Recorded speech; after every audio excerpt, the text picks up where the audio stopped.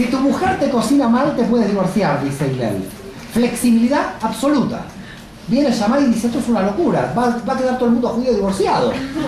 Con lo cual, lo que tenemos es que la línea de Shammai, la línea dura. ¿Qué decía Shammai? Si aplicamos porque te cocina mal, todo el mundo se puede divorciar, aquí no queda nadie casado.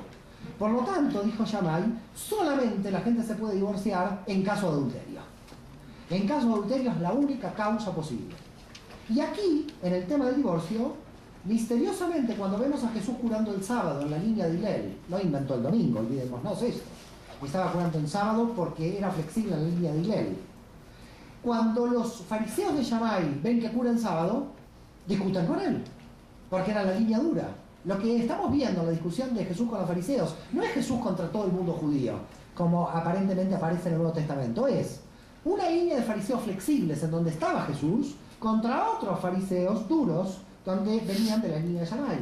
Pero en la línea del divorcio Jesús se pone duro y dice solo en caso de adulterio, que esto está en el Nuevo Testamento.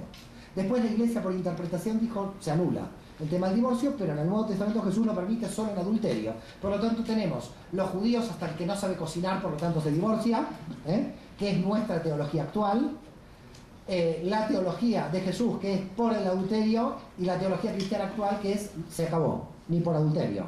No hay, ¿quedó claro? Después viene la unidad matrimonial, etcétera, no quiero entrar en eso, pero no es estrictamente divorcio. Lo cierto es entonces que tenemos un rabí que había creado una comunidad, y en comunidad en hebreo se denomina Keilah. No sé si hay gente judía aquí que sabe que se denomina Keilah a una comunidad. ¿Cómo se denomina comunidad o Keilah en griego? Eclesia. Cuando un judío va a la Keilah, en griego va a la iglesia. Cuando un cristiano va a la iglesia, no sabe que va a la comunidad judía. Estamos yendo al mismo lugar, pero con nombres diferentes. ¿Quedó claro? Es decir, eclesia es en griego Keilah, y Keilah es en hebreo iglesia. Por lo tanto, yo a mis amigos les digo, ¿vas a la iglesia? No, yo voy a la sinagoga. Bueno, no lo entienden porque no saben griego. Además de crear una Keilah, que es eclesia en griego, creó una organización que representa las 12 tribus de Israel. Los 12 Shlihim. En hebreo, Sheliach es el enviado. Sheliach en griego es apóstol. Hoy, cuando de Israel envían un representante del Estado de Israel a las comunidades de la diáspora, que podrían enviar, por ejemplo, a la comunidad judía, decimos llegó el Sheliach. Yo le digo llegó el apóstol, y el Sheliach se pone mal. Pero le estoy diciendo Sheliach en griego y él no lo entiende. Por tanto, lo que fue pasando, fue tomando toda la lingüística griega, como fue tomando toda la lingüística griega, se empezó a olvidar de la lingüística de la raíz hebrea. Es decir, que para entender también los cambios de lo que fue el proceso posterior de creación del cristianismo, es que el cristianismo se va siempre a la fuente griega, a la Septuaginta. Pero si va al hebreo se encuentra con sorpresas. Sorpresas que a veces son malas traducciones al griego, como el famoso texto de la profecía de Isaías, donde en el texto de la profecía de Isaías dice que la mujer, la madre del Mesías, tiene que ser pura, que en hebreo quiere decir alma. Los griegos tradujeron virgen.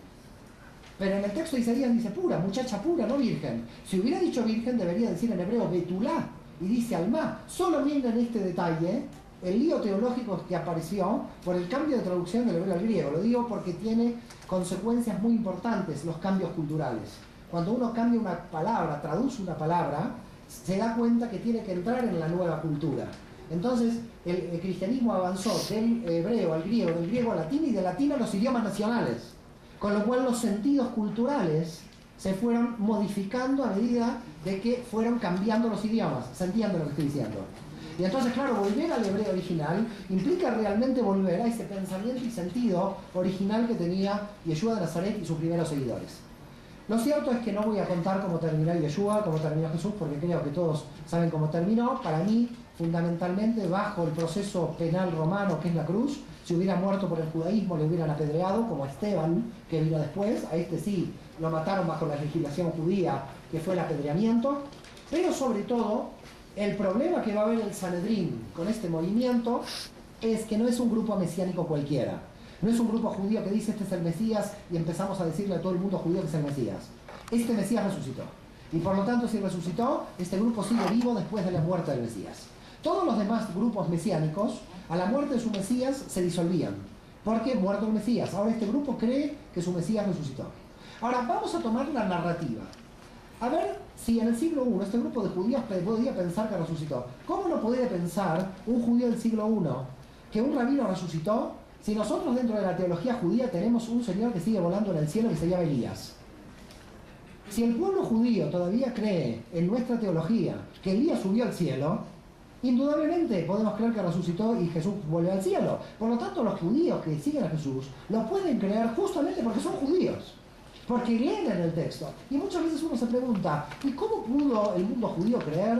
¿Cómo los judíos que siguieron a Jesús pudieron creer que el Espíritu Santo entró en Miriam y entonces de ahí nació Jesús? Pero vaya al Tanaj, vaya a la Biblia hebrea, mire cómo nació Sansón. Aparece el ángel de Dios y le dice, estás embarazada, mi marido no sabe nada. Dice un ángel de Dios le dice, estás embarazada, ni me di cuenta, no sé qué pasó. Esto es lo que dice el texto de la Biblia, no lo digo yo, ¿eh? No puedo poner las manos en el fuego por lo que dice la madre de Sansón. De ahí nació Sansón. Si un judío leía la narrativa bíblica del nacimiento de Sansón, que es un nacimiento milagroso sin intervención de un hombre, podía perfectamente creer esto. Por tanto, toda la creencia cristiana básica está enraizada en creencias judías anteriores. Por judíos pudieron crear esta narrativa. Con lo cual, llegamos entonces a la muerte de Jesús. No voy a hablar de la resurrección, que es un tema de fe. Y arriba de la cruz tenemos Yeshu de Nazaret, Rex. ¿Dice rey de los cristianos? No, porque no había. Rey de los judíos. Rey de los judíos porque era la acusación del Imperio Romano de sedición política al imperio.